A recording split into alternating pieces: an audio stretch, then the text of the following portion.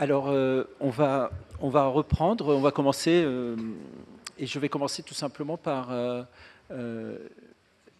rappeler en fait la manière avec laquelle j'ai pensé ces séminaires. Comme je l'ai dit dans la leçon que je viens de donner, l'idée était de ne pas m'enfermer, quand je dis m'enfermer avec moi-même, c'est-à-dire de me retrouver uniquement à inviter des artistes. Non pas que c'est pas intéressant, au contraire c'est passionnant, mais il y a un danger dans l'enfermement, mais aussi surtout parce que l'idée pour moi était d'essayer d'être à l'image le plus près possible de la manière avec laquelle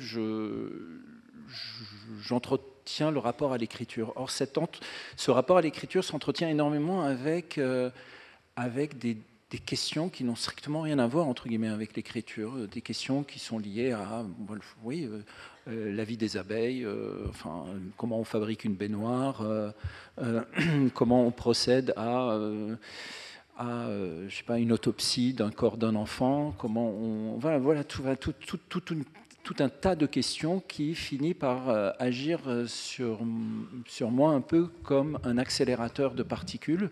Je prends l'exemple exprès. C'est-à-dire que dans un accélérateur de particules, vous avez un atome qui est bombardé par des électrons pour le fissurer, pour le fragmenter. Et de cette fragmentation apparaissent d'autres sources d'énergie. Mais l'atome ne pourrait absolument pas se fragmenter par lui-même. Il a besoin d'être bombardé par des particules qui ne sont pas lui. Et bien, d'une certaine façon, c'est ce qui se passe lorsque je vais m'intéresser à un sujet qui n'est absolument pas de mon domaine. C'est comme si je me mettais la tête dans un accélérateur de particules et que j'étais bombardé par des notions que je ne pouvais même pas imaginer parce que je ne les maîtrise pas. Et donc les séminaires ont été construits un tout petit peu de cette manière-là, d'une certaine façon, nous mettre en présence de savoir, d'expérience, de passion, qui ne sont pas celles de la création, mais qui, au fond, on s'en fiche, puisqu'il y a une sorte de rapport à la vie qui d'unité dans le rapport du point de vue qu'on regarde. Un artiste regarde d'un point de vue, un astrophysicien regarde d'un point de vue, mais on regarde tous un peu le même objet qui est notre présence dans cet univers-là. Donc c'est un peu comme ça que j'ai pensé ces séminaires. Et donc tout au long des séminaires, vous allez rencontrer des entomologues, des sociologues, des restaurateurs d'art. Aujourd'hui, on rencontre deux astrophysiciens. La raison pour laquelle j'ai pensé à inviter deux astrophysiciens, c'est parce qu'évidemment, il était énormément question de ce rapport au commencement et comment on commence et qu'est-ce que ça veut dire commencer. Mais aussi par ce rapport à la métaphore, qu'est-ce que c'est lire et écrire? Et si on prend l'univers comme un espace de lecture et d'écriture, comment l'univers s'écrit? Est-ce que ça s'écrit? Et est-ce que nous le lisons? Et est-ce qu'on lit quel langage? Est-ce qu'il a un alphabet? Avec quel outil on l'utilise? Et au fond, il suffit d'entendre parler quelque temps un astrophysicien des étoiles pour que très vite, par métaphore, tout devienne écriture. On se dit, mais c'est comme l'écriture. Et c'est à cette expérience-là que j'avais envie de vous inviter. L'idée aussi ici était de trouver des gens qui ont la réciprocité, si je puis dire. C'est-à-dire des personnes qui portent une connaissance dans un domaine qui n'est pas celui de l'écriture, mettons, mais qui ont une sensibilité à la poésie, qui vont être en mesure de comprendre cette invitation que je fais. Alors, je vais donc vous présenter les deux personnes que j'ai vraiment très très grand bonheur de connaître, de rencontrer. Et puis c'est ça qui est aussi magnifique dans cette aventure du Collège de France, c'est que Étienne et moi on se connaissait, mais grâce à Étienne j'ai rencontré Michel et c'est une rencontre vraiment extraordinairement importante pour moi. Vous allez comprendre pourquoi tout à l'heure. Donc je commence par vous présenter Michel Cassé. Alors je vais lire ce que j'ai écrit. Donc astrophysicien, ex-directeur de recherche au commissariat à l'énergie atomique, commissaire avec Hervé Chand et Jean-Pierre Bourguignon de l'exposition Mathématiques, un dépaysement soudain à la Fondation Cartier pour l'art contemporain en 2011. Et puis, je vous présente Étienne Parizeau, qui est chercheur au laboratoire Astroparticules et Cosmologie, professeur à l'Université Paris-Cité et membre de l'Institut universitaire de France, et aussi vice-président de l'association Jamais sans elle, une association qui agit en faveur de la mixité dans tous les domaines de la société pour une gouvernance partagée. Alors, la manière avec laquelle on s'est dit que nous allions procéder, je vais d'abord donner la parole à Michel. Et puis ensuite, voilà, on reviendra, Étienne et moi. Je ferai une lecture de l'intitulé du cours et Étienne pourra prendre la parole.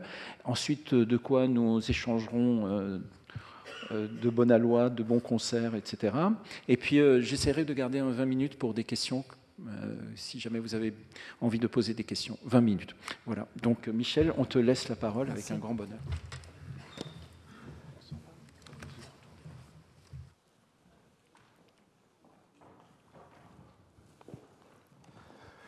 Voici la première équation de l'astrophysique.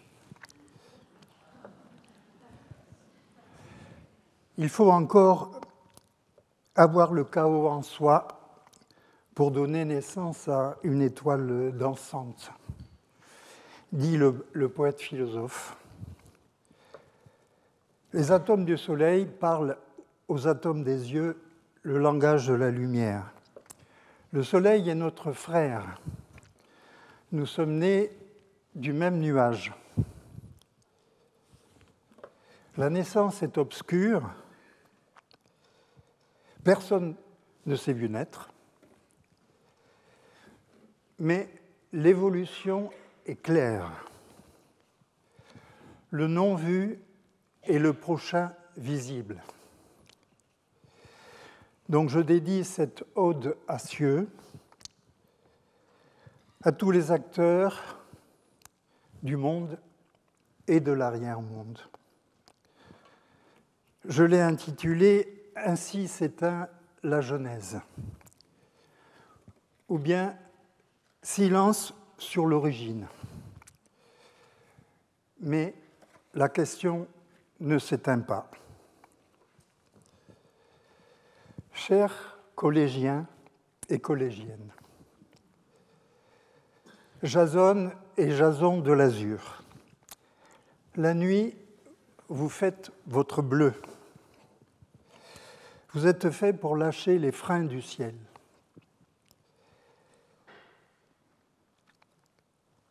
L'amour d'une chimère est le plus fidèle des amours. Infini peut-être, il s'étend encore. L'amour, l'univers, peut-être, mais le poème, certainement. L'illimité est dans Wajdi. Il trempe le vieux voile d'Isis dans l'eau des ténèbres. Nous dirions aujourd'hui dans l'énergie noire, écarteuse d'espace, pour en exprimer goutte à goutte ou à grand flot une poésie sombre, telle Lucrèce, lue par Victor Hugo, revisitée par Pierre Hadot. Toute clarté se paie d'un mystère. Toute parole devient lumière. Le commencement crie vers nous. Nous sommes, Étienne Parizeau et moi, comme des bulles dans son champagne généralisé. Je remercie du fond du ciel Wajdi de nous donner l'éclat, l'éclatement peut-être aussi. En ouvrant au Collège de France les portes du palais du Ovide Fleury. Le vide, banque et agence de relations publiques, géniteur de lumière, père de la lumière, et des siècles. Les astronomes, ou plutôt les innommés, sont dans l'attente. L'attente ou l'attente. La trinité est dans les protons. 2 quarks U et 1 quark D font un proton.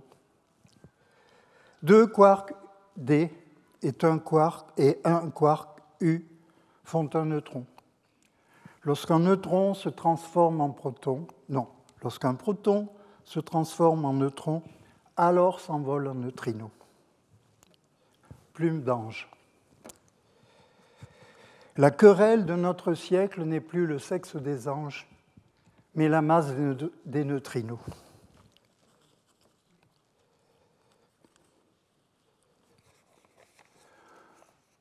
Au commencement est l'incertitude. 0 est trop précis pour être quantique. 0 est un instant dans un temps qui n'existe pas encore. Le noir des trous est trop franc pour être quantique. Donc les trous noirs ne sont ni trous ni noirs, comme le dit Stephen Hawking, ils sont gris sur les bords.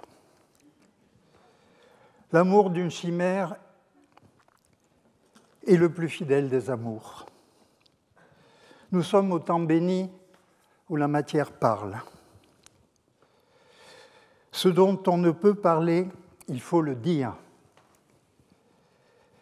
Et croire à ce qui n'est pas absurde.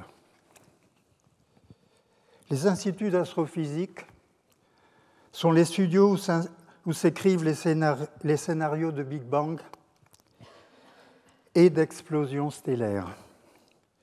Les physiciens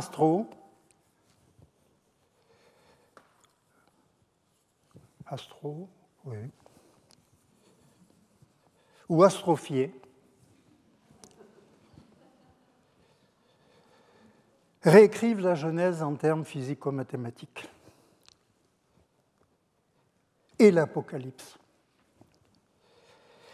Il y a Genèse et il y a meurtre. Meurtre de l'antimatière, qui est le double antagoniste immortel de la matière. Et ceci me remet en tête le mythe de l'androgyne platonicien. Aristophane prend la parole et dit « Au commencement, les êtres naissaient doubles. Ils avaient la deux polarités, ils étaient parfaits et complets. Zeus, jaloux, a demandé à Arès, le dieu de la guerre, de les séparer en deux, et les deux entités n'eurent de cesse qu'à se retrouver. Et quand ils se retrouvèrent, ce fut la béatitude. De même, la matière et l'antimatière sont nés de la lumière dont le signe est 0, parce que les photons sont de masse nulle. Je dirais au repos, mais ils ne le sont jamais. Parce qu'arrêter la lumière, c'est tuer. Observer, c'est tuer. Les photons disparaissent dans l'œil pour devenir électricité. Nous sommes tous des assassins. Donc les physiciens ou astrophiés réécrivent la Genèse. Mais il y a Genèse et il y a généalogie. Les étoiles sont les mères de nos atomes. Elles naissent comme des rats. Stars égale rats. En inversant les lettres. Oui, comme des rats, des chats ou des lapins, par lignée. Les nuages entre les étoiles accouchent de légions d'étoiles. Ce sont les pères, mères des étoiles. Je n'ai jamais su discerner le sexe des nuages.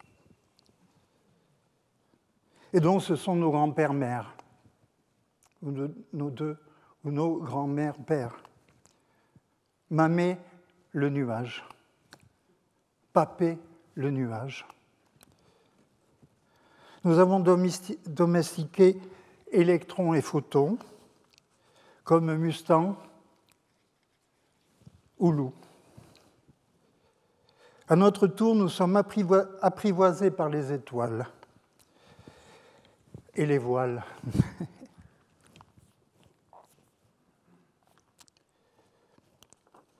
En lesquels nous voyons les mers cosmiques de nos atomes. Elle prépare le règne du fer.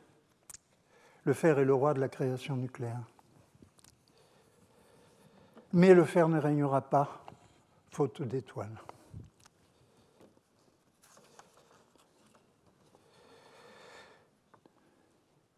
L'esprit de l'observateur s'infiltre dans la jeunesse turbulente de l'univers jusqu'au jour orageux de son enfance. Enfance de qui?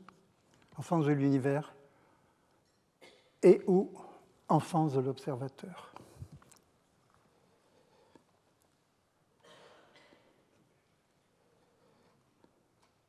Dans la jeunesse turbulente de l'univers, sont l'hydrogène et l'hélium uniquement. Dans notre genèse, cosmos vient avant chaos, contrairement à la Bible. Car l'entropie, c'est-à-dire le désordre, ne fait que croître. Donc au début était le cosmos.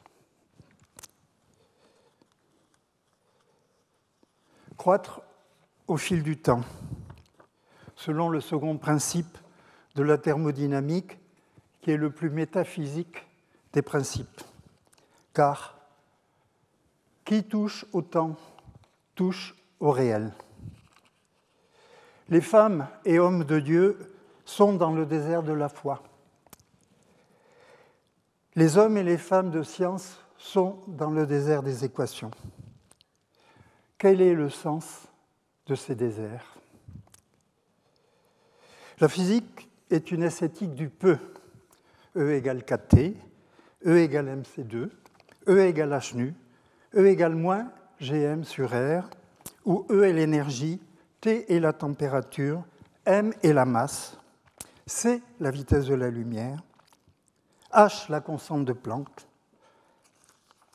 nu la fréquence, et G la gravitation, sans oublier R la distance. En fait, la distance est abolie. L'astronome n'a pas plus peur de la distance que le chirurgien craint le sang. Le Soleil est à 1 seconde-lumière, incidemment. L'homme n'a pas mis le pied au-delà d'1 seconde-lumière, alors que Andromède, la galaxie semblable à la nôtre, notre sœur, est à 2 millions d'années-lumière. Mais nous n'y allons pas à pied.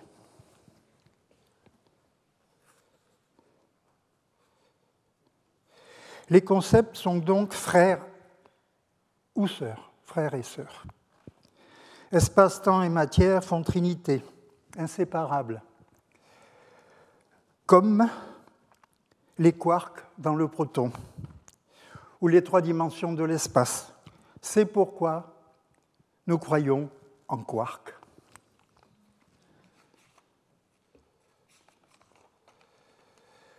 Petit h, petit c et grand G, ces quelques lettres cryptiques suffisent à encarter le monde.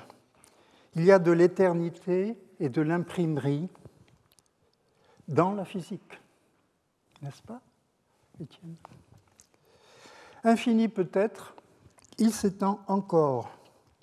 I braque mon fusil of words toward le ciel, pour paraphraser Wajdi. Le ciel, le grand ciel des anges, a cédé sa place à un décor de papier et d'équations. Depuis, nous nous demandons ce que nous sommes. Mais ciel demeure la parole qui convoque les technologies galopantes et les âmes cheminantes. N'est-ce pas, Étienne? Nous allons dans la Lune, mais Sophocle et notre contemporain. Les étoiles jouent dans l'économie générale de l'univers le rôle d'artisans consciencieux et mathématiques. Elles transforment le simple en complexe, et le cri de joie, c'est la lumière. L'arithmétique est dans le ciel. La virginité, comme la nuit, sont du domaine des apparences. Le soleil des neutrinos ne se couche jamais. Dans le ventre de votre mère, comme cela a été dit, vous fûtes transpercé par 60 milliards de neutrinos par centimètre carré et par seconde. Et à l'heure qu'il est, ou en plein minuit, votre tête est percée par 20 000 milliards de neutrinos par seconde. C'est peut-être l'origine du rêve.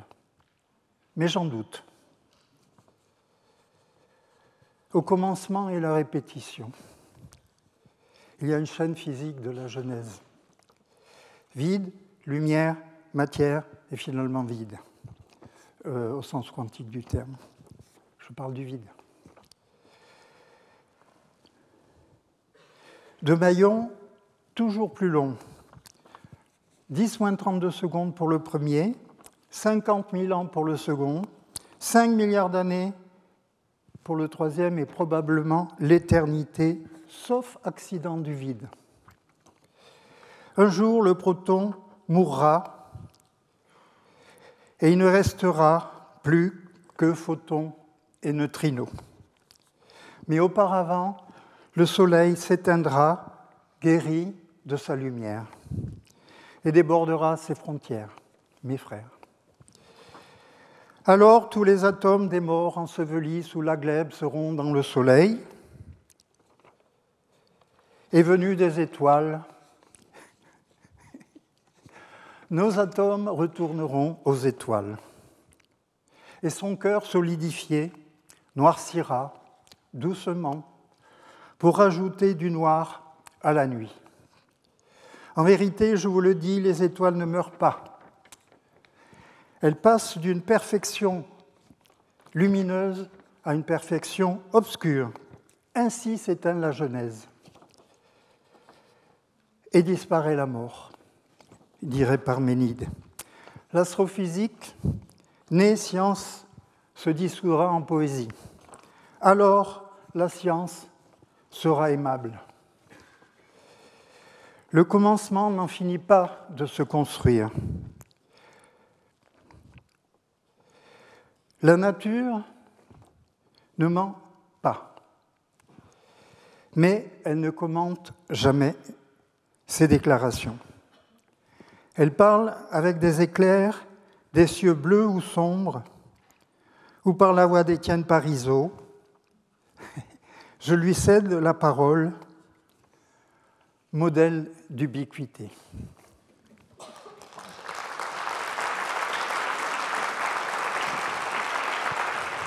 Merci beaucoup Michel. On reparlera de ce que tu as proposé après l'intervention d'Étienne.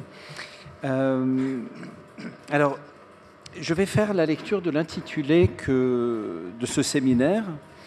Et je voudrais le faire parce que quand on a préparé ce séminaire, Étienne a exprimé à plusieurs reprises qu'il y avait des choses qu'il y avait dans cet intitulé qu'il avait envie de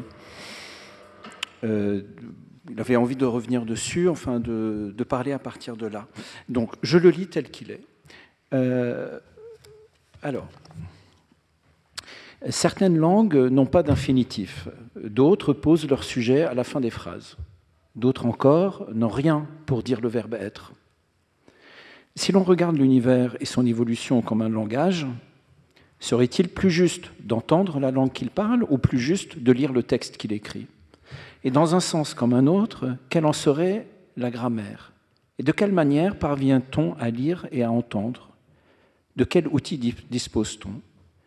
En quoi les mystères qui entourent l'origine de cette écriture peuvent éclairer les raisons pour lesquelles l'écriture, et plus largement la création, se dérobent toujours à l'ombre d'un mystère. Donc c'est ce qui était l'intitulé. À présent, évidemment, il y a eu entre-temps la leçon. Et à présent, Étienne, je te laisse la parole. Merci. Bonjour. C'est dur de passer après Wajdi et Michel. Effectivement, ce petit résumé m'inspirait beaucoup en le lisant. Et en fait, c'est surtout des questions que je voulais te poser dans la mesure où tu fais la distinction entre une langue qui se parle et un texte qui s'écrit. Et s'agissant de l'univers, s'agit-il d'une parole ou d'une écriture? Je ne suis pas sûr de savoir comment tu vois la différence. Donc peut-être on en parlera après. Je me pose aussi la question, est-ce que c'est l'univers qui parle ou est-ce que c'est nous qui le faisons parler? Et pour reprendre les thèmes que tu as abordés, Wajdi, et aussi Michel, sur l'origine, chercher l'origine de l'écriture comme de l'univers, c'est toujours, ça peut conduire qu'au brouillard. Michel a dit juste à l'instant, j'ai pris le temps de le noter, personne ne s'est vu naître. Effectivement, personne ne s'est vu naître, l'univers non plus, probablement. Et tout commencement se situe dans les limbes. Ça mène à l'obscur. Les origines sont obscures, mais dans ta leçon inaugurale, tu entendais un peu cette obscurité dans le sens d'une douleur cachée, parfois. Je ne sais pas si je suis d'accord avec ça. Aujourd'hui aussi, tu as parlé d'une honte cachée aussi. Je ne sais pas non plus si je suis d'accord avec ça, mais c'est intéressant d'en parler. Je verrais plutôt l'obscurité de l'origine en termes d'illisibilité, en fait. C'est-à-dire que les éléments de la lecture du monde que nous avons sont de moins en moins signifiants quand on se rapproche de l'origine. Et en fait, le sens émerge de ce qui n'en a pas initialement. Et c'est pour ça que je voulais dire un mot de l'émergence, qui est une notion importante en physique, contrairement à ce qu'on pense. Tu as parlé aussi ce matin, enfin tout à l'heure, d'épiphanie. Cette émergence, c'est toujours l'émergence de... Enfin, c'est l'apparition de concepts qui ne sont pas présents originellement. Et c'est quelque chose d'important en physique. En physique quantique, il y a cette fameuse expérience de pensée du chat de Schrödinger. On dit beaucoup de choses idiotes à propos de ce chat de Schrödinger. On se demande comment le chat de Schrödinger peut être à la fois mort et vivant. C'est une profonde bêtise, évidemment. Un chat ne peut pas être à la fois mort et vivant, ou alors les mots n'ont aucun sens. Vivant exclut mort, mort exclut vivant. Donc, si on redéfinit les mots, oui, on peut aussi bien dire que le chat est zblouf et sprof en même temps. Ça ne veut rien dire. Le chat ne peut pas être mort et vivant. Mais le point clé à comprendre, c'est qu'en fait, le chat ne peut pas être mort et vivant, déjà parce qu'il n'y a pas de chat. Le chat n'existe pas dans l'univers. Il n'y a pas de chat. Il y a des atomes, des molécules, on va dire, sont assemblées d'une certaine façon, mais il n'y a pas d'atome non plus en réalité. Un atome n'est pas un objet de la physique. Si on va plus profondément, je ne dis pas qu'on va jusqu'au bout, parce que je ne sais pas jusqu'où ira la physique, mais actuellement, en tout cas, la physique ne parle pas en langage d'atomes, de molécules. On parle de champs quantiques. OK, on ne va pas faire un cours de physique quantique, mais ce qu'il faut comprendre, c'est qu'il n'y a pas de champ félinique. Il n'y a pas de champ wajdique ou de champ michaélique.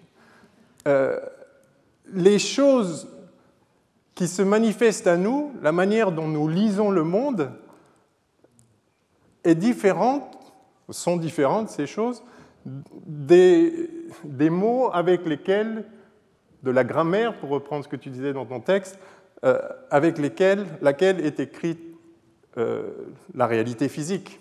Et ça, c'est important de le comprendre, parce qu'on a beaucoup parlé d'écriture, tu as beaucoup parlé d'écriture, je voudrais peut-être parler de lecture, en fait. On a une lecture de l'univers, et c'est ça un monde, en fait. C'est-à-dire, je ne voudrais pas parler de l'origine de l'univers, mais peut-être de l'origine d'un monde, du monde. Et le monde, c'est déjà c'est une lecture particulière de ce qui est et qui est obscur. Effectivement, parce que ce n'est pas écrit en termes d'objets qui ont du sens. Si je lis un texte, je lis des mots. Si je vais plus profondément, un mot, c'est un assemblage de lettres, mais si je lis les lettres, une à une, déjà, ça devient très peu clair. Mais en fait, les lettres, sur le papier, là, sur lequel j'ai écrit tout à l'heure, c'est des assemblages de petits points d'encre. Mais ces points d'encre n'ont pas de sens en eux-mêmes. Donc il y a quelque chose qui émerge à partir de ce qui n'en a pas vraiment. Et peut-être, on peut faire une petite expérience de pensée. Voyez ça. Ceci est une craie. D'accord ? Si je cherche à expliquer pourquoi il y a cette craie ici, à cet endroit-là de l'espace-temps, là maintenant, il y a cette craie avec une teinte rouge d'ailleurs. Mettons, il y a du calcaire, il y a un atome de calcium là. Si je veux expliquer pourquoi il y a un atome de calcium ici, en principe, cet atome de calcium, il est là à la suite d'une longue chaîne causale. Le calcium naît dans les étoiles, Michel pourrait vous en parler longuement. Cet atome a subi des forces et au fil les lois de la physique l'ont amené là, ici. Mais on ne peut pas comprendre pourquoi il y a cet atome de calcium ici, maintenant, si on n'a pas une idée de ce que c'est une craie, en fait. On voit une craie. Mais qu'est-ce que c'est qu'une craie ? Il n'y a pas de champ crayique non plus, ça n'existe pas, une craie. Et pourquoi il y a une craie ici ? Parce que nous sommes dans un environnement, dans un endroit qui s'appelle le Collège de France, où on est censé pouvoir écrire. Je vais écrire, du coup, pour le faire. Écrire, voilà. Je préfère lire, en fait. Je crois que nous lisons l'univers. Mais pour comprendre ce que c'est qu'un Collège de France, ce que c'est qu'une... Oui, merci, Michel.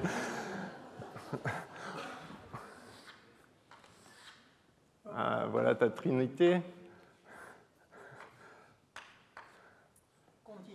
D'accord. Il va falloir comprendre ce que c'est que transmettre quelque chose. Qu'est-ce que c'est qu'un tableau ? Pourquoi on a besoin enfin, l'idée de transmission de connaissances, vous voyez bien qu'on parle de choses qui n'ont rien à voir avec la manière dont l'univers est rédigé, en fait. C'est-à-dire qu'effectivement, il y a une chaîne causale qui amène l'atome de calcium ici, mais la véritable raison de cet atome ici, c'est que quelqu'un l'a extrait d'une mine de craie, etc., dans le but qu'on soit là et qu'on essaye de se transmettre des choses, de dialoguer. Donc, la manière dont on lit le monde n'a rien à voir avec la manière dont il est écrit, et au point qu'on peut se demander si ce n'est pas nous qui l'écrivons, en fait, bien sûr. Donc,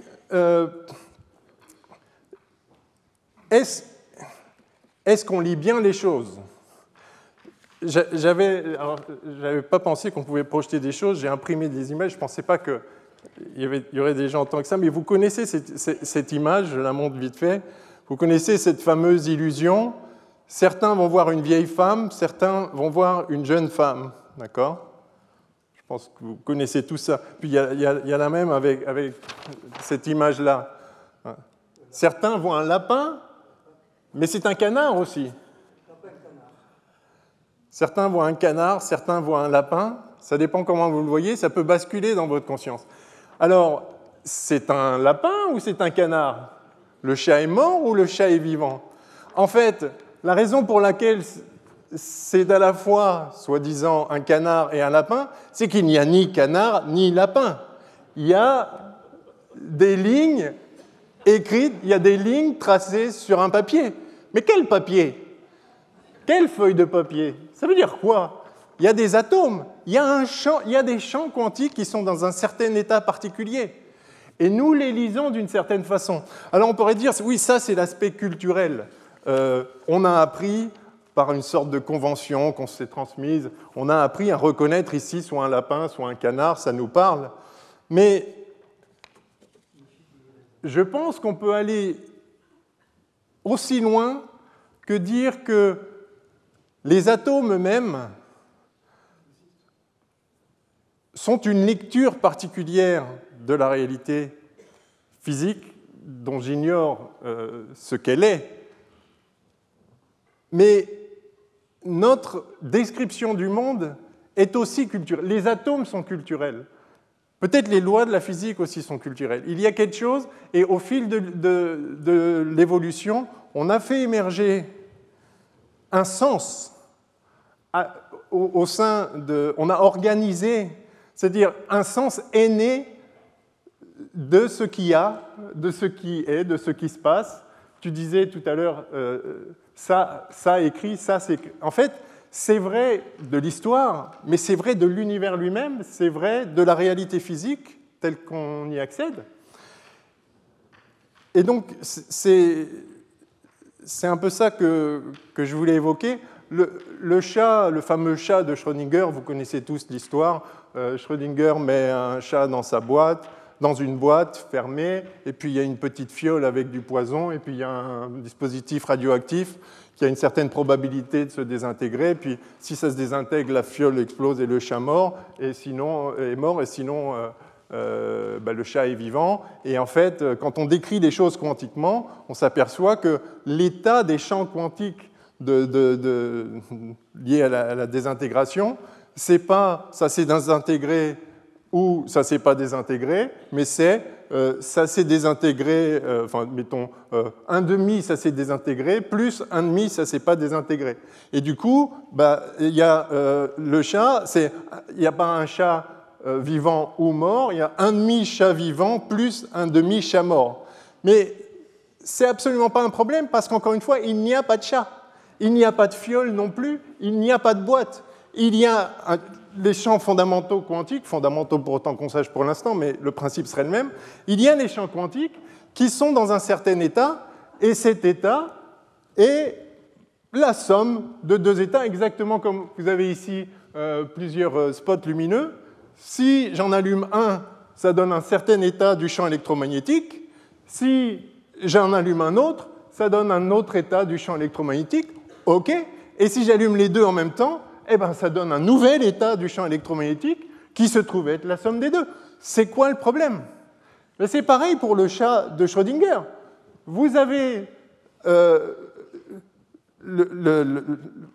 l'état, il n'y a pas de chat, il n'y a pas de fiole, il n'y a pas de boîte. Il y a un certain état des champs quantiques fondamentaux. Il n'y en a pas 36 000, le champ électromagnétique, le champ des différentes particules élémentaires. Et cet état, disons, il existe un état possible de ces champs que nous lisons comme un chat vivant. Il existe aussi un état possible de ces champs que nous lisons comme un chat mort. Eh bien, exactement comme allumer un projecteur puis l'autre, il existe un état tout à fait banal du champ quantique qui contient les deux composantes.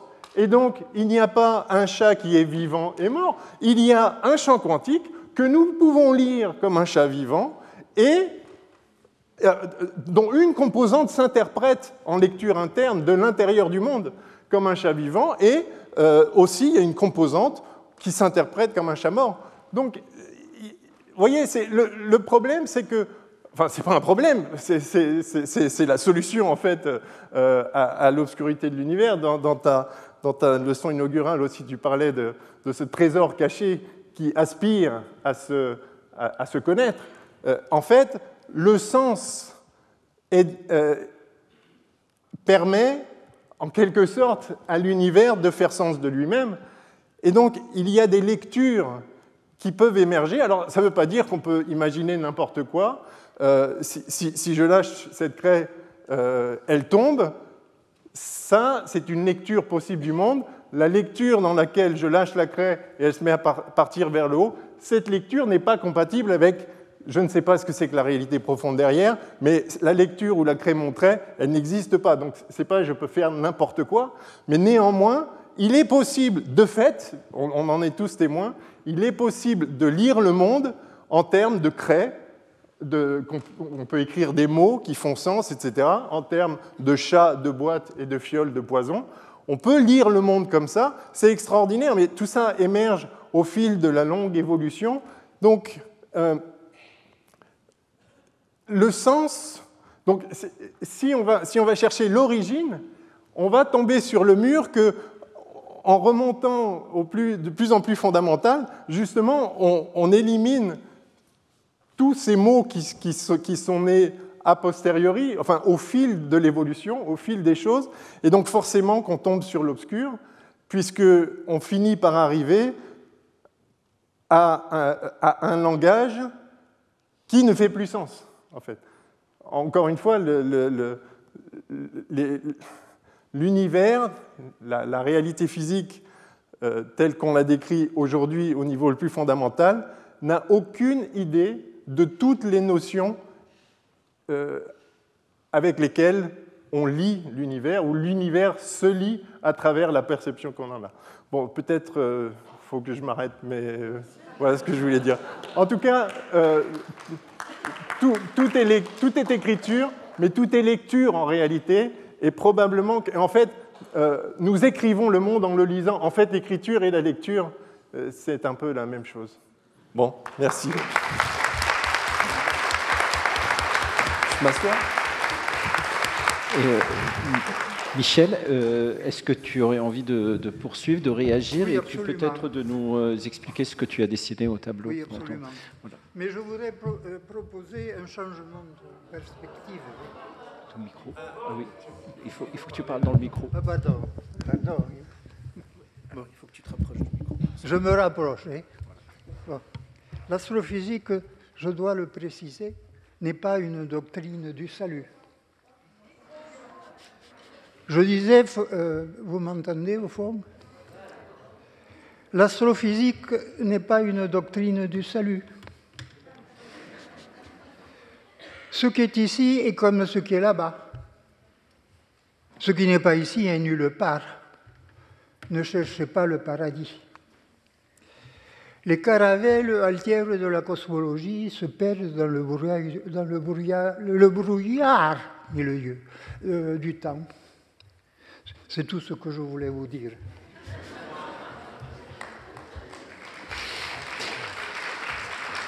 Tout à l'heure, quand tu disais tout est lecture, tout est écriture, mais tout est lecture, est-ce que... alors, j'avais deux questions que j'avais envie de te poser, parce que c'est une question que tu m'as posée, mais pour pouvoir te répondre, j'ai besoin que tu la déploies un tout petit peu plus. Quand tu dis, dans l'obscur, il y a une douleur cachée, et tu parlais de la honte, mais que tu n'es pas tout à fait d'accord, et tu le dis avec une telle délicatesse. Est-ce que tu pourrais développer là-dessus pour que je puisse te répondre éventuellement? Avec quoi tu n'es pas tout à fait d'accord? En fait, je pense que ce qui écrit, ce n'est pas cette ombre, c'est au contraire la lumière qui cherche à percer. Mais la lumière qui peut-être manque encore à l'appel, qui ne s'est pas encore découverte, peut-être. Mais du coup, ce n'est pas l'ombre qui est la cause de ça en réalité. Je ne sais pas si tu vois ce que je veux dire. C'est obscuré. En fait, non mais en fait, il n'y a pas de nuit noire. Michel et toi aussi, vous l'avez répété, l'univers est transpercé de neutrinos en particulier, mais de lumière aussi. Il n'y a pas un endroit dans l'univers qui n'est pas lumineux. Il y a de la lumière partout, c'est ce qu'on appelle le fond diffus cosmologique. Alors c'est de la lumière, c'est des ondes électromagnétiques, c'est pas de la lumière à laquelle notre œil est sensible, d'ailleurs heureusement, sinon on serait aveuglé en permanence. Mais dans chaque centimètre cube de l'univers, le coin le plus reculé du cosmos. Dans chaque centimètre cube de l'univers, il y a en permanence 400 photons de ce rayonnement diffus cosmologique. La lumière est partout. En fait, je ne crois pas à l'ombre. En fait, c'est peut-être ça. Mais... Je ne crois pas à l'ombre, c'est ça, oui, oui. Mais moi, je crois en quartz. Mais oui, effectivement, tu distinguais l'écriture et la parole. Ça m'intéresse parce que toi, tu es un auteur et aussi un metteur en scène, un auteur et un acteur de théâtre. Donc, entre l'écrit et la parole, comment tu vois l'architecture? Ce que tu demandais, est-ce qu'il faut voir est-ce que l'univers est une parole qui se dit ou un texte qui s'écrit? Ça m'intéresse d'avoir ça. À partir du moment où tu écris, il y a très concrètement, tu arrives le matin avec un texte que tu as écrit pendant la nuit. Ce texte n'existait pas avant. C'est toi qui m'as appris que dans Racine carrée de 2, il y avait tout, que tout était déjà là. Puisque si on prend toutes les formes finies et qu'on les décline en nombre, ce nombre est quelque part dans Racine carrée de 2. Donc ça veut dire que quelque chose était déjà... Enfin, ce que je n'ai pas écrit est déjà dans Racine carrée de 2. Puisque ce que j'écris est fini. Il va avoir un début, un milieu, une fin. Bon, donc moi je vais l'écrire. Mais ça n'existait pas concrètement. Le texte n'existait pas. Donc j'arrive avec ce texte, je le donne aux acteurs, je dis tiens, j'ai écrit ça cette nuit. Je dis oh super, génial, j'ai un monologue, il est super content. Bon, ok, et il va l'apprendre, il va le... Comment l'acteur voit l'auteur? Comment le spectateur voit l'auteur? Comment dans notre société on voit un auteur qui écrit? On dit je vais aller voir une pièce de Joël Pomera, je vais aller voir une pièce de de Yasmina Reza, je vais aller voir une pièce de Valère Novarina. Et que chacun d'entre ces auteurs écrit avec les mêmes mots, enfin en français. Mais on voit bien qu'on se retrouve devant un spectacle de Valère Novarina, on n'est pas du tout devant un spectacle de Yasmina Reza, par exemple. Ok, donc on perçoit l'auteur comme quelqu'un qui fait apparaître un monde. Alors l'association, peut-être elle traduit probablement une énorme ignorance de ma part et de la part des gens qui ne sont pas des connaisseurs de la question, mais l'association à la question du Big Bang, de l'apparition d'un univers. Un univers se met à apparaître. Au Théâtre de la Colline, on a un groupe de lecteurs, on reçoit, je sais pas, 400 textes par année, et qui sont lus, et on est toujours dans l'espoir de tomber sur le texte. Donc, au fond, qu'est-ce que ça veut dire de tomber sur un texte qui va nous bouleverser? C'est d'un jeune auteur ou d'une jeune autrice, c'est qu'on est dans l'espoir d'un univers qui naît, d'un Big Bang inconnu qui surgit, qui apparaît. Donc l'association à la notion de Big Bang, elle est immédiate. Peut-être qu'en Orient, on voit les choses différemment dans le rapport collectif, je ne sais pas, peut-être on en parlera, mais dans le rapport, en tout cas ici, d'ailleurs on dit bien une pièce de machin, j'ai été voir, j'aime pas ce qu'il écrit, ça veut dire quoi? J'aime pas son univers, j'aime pas son Big Bang, j'aime pas son Big Bang. Bon. Alors, à partir de ce moment-là, le rapport à l'écriture n'est pas du tout le rapport à la lecture. Je ne lis pas le monde, je l'écris. Au fond, c'est comme ça que tout me dit que Alors, qu'est-ce que ça veut dire écrire le monde? Ça veut dire être dans un endroit qui n'est pas accessible. Personne ici n'a accès à l'instant de l'écriture. Personne ne peut. C'est même pas que je ne veux pas. Il n'y a pas possibilité d'y avoir accès au moment où j'écris. Donc, ça veut dire que je suis, on va dire, dans une caverne, dans un endroit, on peut l'appeler l'atelier, le bureau, je suis dans une caverne où j'écris. Et il y a vraiment de l'obscurité. Le temps ne fonctionne pas de la même manière. Au moment où quand j'écris, mettons, je me mets à écrire à 14h12, quand je bascule dans l'écriture, dans ce rapport à sortir les mots, mais vraiment, je regarde l'horloge, 18h, mais c'est pas possible. Le temps ne fonctionne plus du tout de la même manière. Vraiment, je me dis, l'écriture courbe le temps, c'est sûr. Parce que c'est incompréhensible sinon. Dans cette caverne, je sors le texte, et puis je sors de la caverne, je prends le RER A pour aller au Théâtre de la Colline, à la salle Copie, pour rencontrer les acteurs. Qu'est-ce qui se passe? J'ai vraiment physiquement la sensation de passer une membrane et de traverser une membrane pour aller dans un espace extérieur où je donne le texte aux acteurs. Alors l'acteur, lui, il doit lire. Parce que qu'est-ce qu'il doit faire, l'acteur, pour arriver à l'interpréter, à porter le texte? Il faut qu'il fasse le chemin inverse. C'est-à-dire que lui, il a une surface qui est, comme tu as dit, un chat qui n'existe pas. C'est ça qu'il a entre les mains. Il a un chat qui n'existe pas. C'est super compliqué. C'est-à-dire il a un texte avec des mots, des lettres, etc. Il faut qu'il le prenne, il faut le lire, il faut qu'il le comprenne, et que petit à petit, il fasse le chemin inverse pour retraverser la membrane et essayer de retrouver, par ses propres moyens, la caverne dans laquelle je m'étais au moment où j'étais, au moment où j'ai écrit.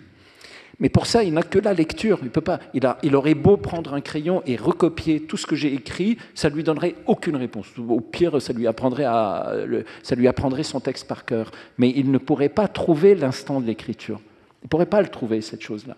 Donc c'est pour ça, si tu veux, quelque part, je me dis, non, l'ombre existe.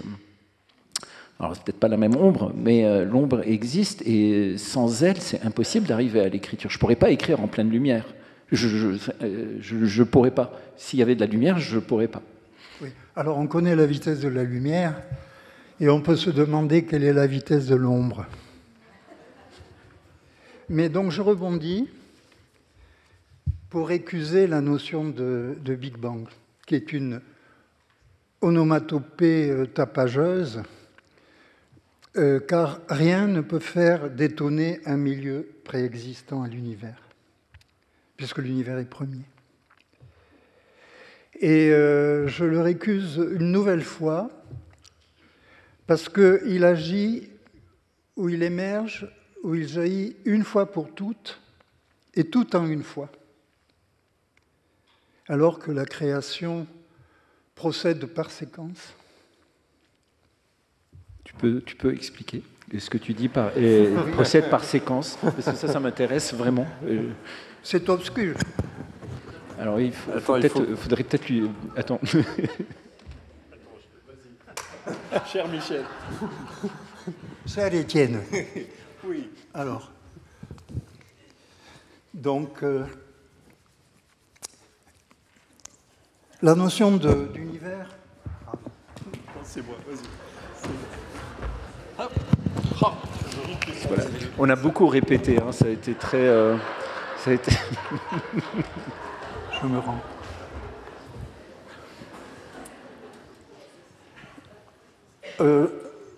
Nous nous sommes laissés dire, Étienne et moi et d'autres,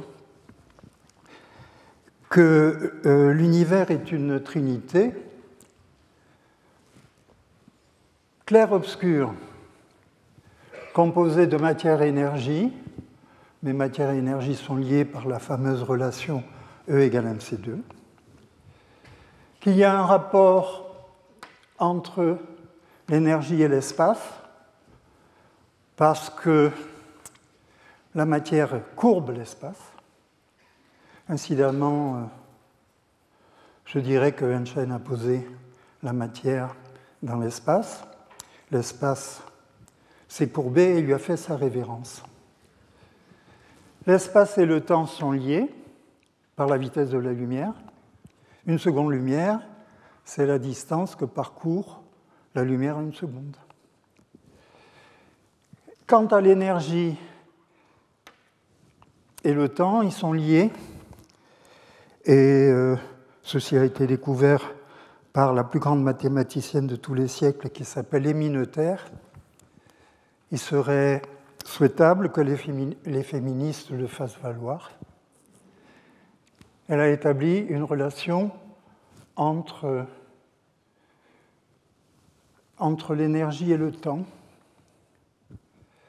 en faisant valoir que la conservation de l'énergie n'est rien d'autre qu'une propriété du temps, ce qu'on appelle symétrie temporelle, qui veut dire que ce que une expérience réalisée maintenant dans un jour ou il y a un jour donne les mêmes résultats. Ce qui veut dire que le temps est homogène sans césure, sans rupture.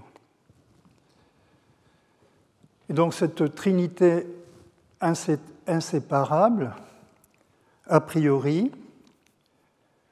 font valoir l'émergence, en effet, de cette relation, au début de la relation.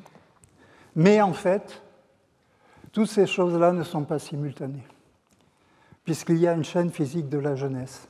Non, pas de la jeunesse, de la genèse. Et donc, il y a peut-être émergence, mais il y a aussi séquence.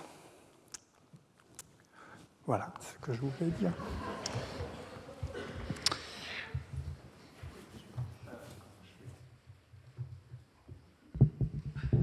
Yes. Je voulais rebondir sur... Donc, tu distinguais l'écriture, enfin la lecture, l'écriture et la parole. J'ai trouvé très intéressant ton approche de l'infinitif. D'ailleurs, j'ignorais qu'il y avait pas d'infinitif en arabe. C'est très intéressant. Est-ce que tu dirais du coup que la parole, c'est justement le passage de l'infinitif, que l'écrit est un infinitif, mais en même temps, toi, tu l'as mis en mouvement. Donc, il y a encore un infinitif caché en amont, puis tu proposes un texte, et après, il est mis en mouvement par la parole. C'est comme ça que tu vois les choses ? Oui, je sens bien que la parole, après, c'est des choses qui sont liées. J'ai grandi dans un milieu familial où l'agressivité était le b.a.-ba du rapport à la parole, c'est-à-dire l'agressivité dans la parole. Ma mère, pour me dire, je sais pas, je t'aime, elle m'engueule, enfin, pour le dire vite, pour me dire descends la poubelle, elle pouvait vraiment le dire d'une manière qui pour moi me semblait tout à fait normale, mais qui pour un camarade, c'est une histoire qui était marquante parce que ma mère qui voulait vraiment que je sois très fier d'elle, quand j'avais des camarades qui venaient à la maison, quand on était au Québec, donc c'était des camarades qui parlaient le français, des amis, elle se démenait pour faire des super gâteaux. Donc on s'installait à 4 heures, c'était le goûter, elle faisait des gâteaux, etc. Et puis à la fin, elle me disait, n'oublie, je sais pas, tu mettras les assiettes dans l'évier, par exemple. Elle pouvait me dire ça, mais elle me le disait en arabe. Elle me le disait en arabe par délicatesse auprès de mes amis pour pas qu'ils soient, comment dire, se sentent obligés de devoir eux se lever et faire les choses. Donc elle profitait du fait qu'ils ne comprenaient pas pour dire la chose. Et puis une fois qu'elle m'avait dit, n'oublie pas de mettre les éviers de tes amis les assiettes de tes amis dans l'évier, elle s'en allait. Et là, je voyais que mes amis avaient une tête totalement tétanisée, c'est-à-dire, elle me disait, mais qu'est-ce qui s'est passé ? Je dis, mais il ne s'est rien passé, mais pourquoi elle t'engueule ? Elle ne m'engueule pas, mais le ton, l'énergie, donc j'ai grandi énormément là-dedans. Et cette énergie-là, au fond, elle est une sorte de conjugaison, mais comment dire, c'est pas du tout, ouais, je dis, tu mettras les assiettes dans l'évier. Là, c'est vraiment posé. On ne pourrait pas dire, tiens, elle conjugue. Mais quand c'est vraiment avec une sorte d'énergie vocale, on le ressent comme un passage d'un état à un autre. Enfin, et ce passage d'un état à un autre, quand on est enfant, il est extrêmement inquiétant. On a peur. Moi, j'ai peur que ma mère m'engueule tout le temps. Donc, j'ai peur qu'elle passe d'un état à un autre. Et cet autre état est c'est vraiment une sorte d'électricité. C'est comme si elle envoyait une énergie électrique à l'intérieur des mots qui fait que les mots se mettent dans un état de violence et d'explosion, et qu'il faut, à partir de ce moment-là, uniquement se protéger. Alors, quand j'écris, d'ailleurs, quand je lis, que ce soit la lecture de la leçon inaugurale ou bien là, on voit bien que ce rythme-là, il vient... Et alors, je le perçois précisément comme une conjugaison, c'est-à-dire un passage de l'amorphe au vivant, au vivant, et à un vivant qui cherche à rendre, qui cherche à conjuguer le corps de l'autre. C'est-à-dire, moi, quand je joue au théâtre ou quand je dirige les acteurs au théâtre, c'est l'énergie que je leur demande de dépenser consiste à faire en sorte que le spectateur lui-même se mette à être conjugué à son tour, c'est-à-dire à sortir d'un état, par la parole, par le fait de dire les mots. Alors oui, ça, je le pense vraiment, et après, je me suis... Là, je chante pas, mais je travaille avec des chanteurs à l'Opéra Bastille pour un opéra qui va commencer bientôt, et quand j'entends les chanteurs chanter, il y a des fois où ils marquent. Ils font juste marquer pour protéger leur voix. Mais il y a des moments où, tout à coup, ils rentrent dans le chant. Et là, c'est vraiment une conjugaison. C'est incroyable. Une conjugaison de quoi? C'est une conjugaison de la partition écrite par Debussy, du texte écrit par Maeterlinck. Mais comme tu dis, c'est rien, c'est des notes. C'est rien, c'est des notes, ça n'existe pas. Ça n'existe pas. Mais quand tout à coup, on entend Sabine Devielle se mettre à chanter l'acte scène 1, acte 3, ce qui se passe physiquement, c'est comme si on entrait dans un diamant. On entre dans un diamant. Grâce à la manière avec laquelle elle porte la voix, comment elle conjugue le chant, comment il a été écrit, composé. Et là, oui, on passe d'un infinitif à une conjugaison. Et ça, c'est pour moi vraiment un élément vraiment fondamental quoi, dans l'écriture, dans tout acte de création, et même dans tout acte de rapport, dans l'amour, dans l'amitié, dans le rapport de travail avec les gens. Comment on conjugue notre rapport aux gens. Voilà.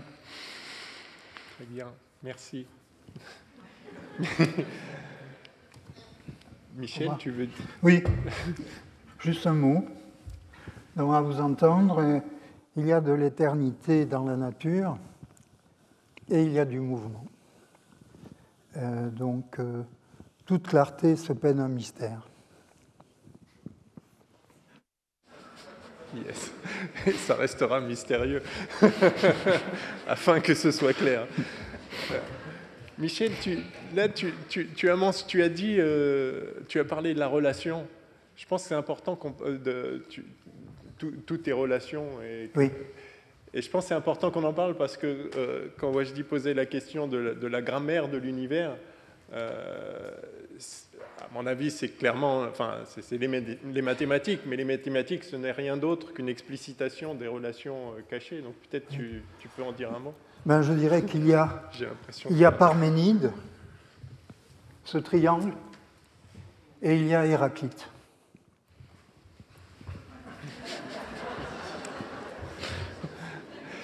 Alors, vous voulez que je... Oui.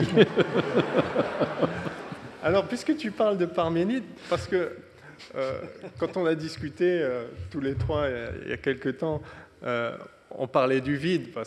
D'abord, Michel a écrit un livre qui s'appelle « Du vide et de la création », qu'il faut absolument lire, n'est-ce pas?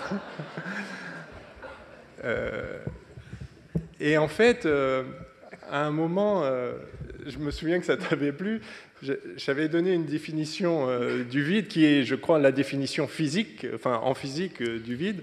Oui, ça c'est exceptionnel, ça c'est vraiment exceptionnel. J'avais demandé qu'est-ce que c'est le vide et Étienne a donné cette réponse. Et j'ai répondu, mais en fait, le vide, c'est ce dont on ne peut rien noter. Et c'est vraiment ça, en fait. Le matin.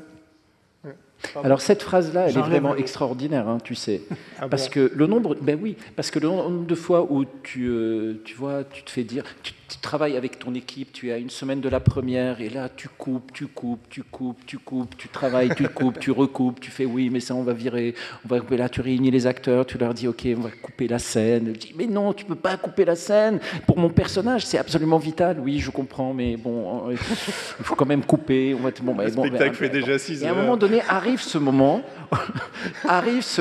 où quelqu'un dit, là je pense qu'on ne peut plus rien enlever.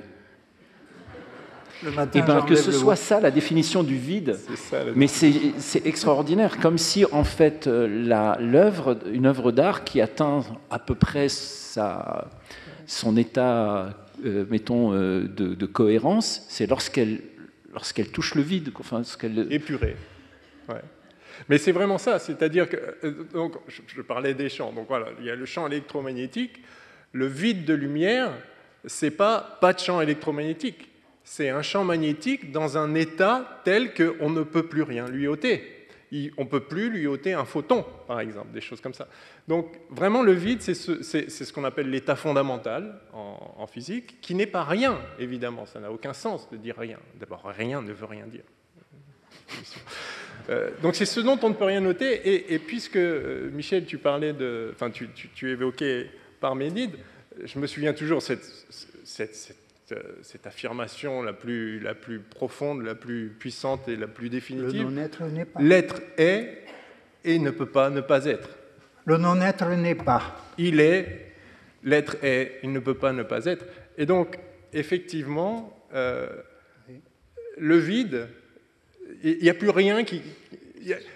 disons, le non-vide, c'est des choses qui pourraient ne pas être. Et à la fin, il reste le vide, qui n'est pas rien, qui est. Alors, de notre côté, c'est parfait, c'est clair. Merci, Michel. Héraclite dit qu'on ne se baigne pas 2 fois dans le même fleuve. Donc, la physique est une esthétique du peu, mais elle coule.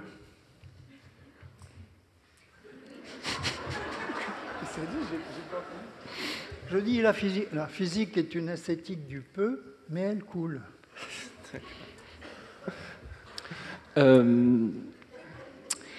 Peut-être que le temps qui reste, on peut l'ouvrir aux questions que vous auriez envie de poser éventuellement, que ce soit des questions qui concernent la leçon de tout à l'heure, ou alors ce qui en ce moment est en train d'être dit pendant ce séminaire. Donc on a des micros. Si vous voulez prendre la parole et vous poser des questions, vous n'avez qu'à lever la main. Voilà. Il y en a une là-bas. Voilà.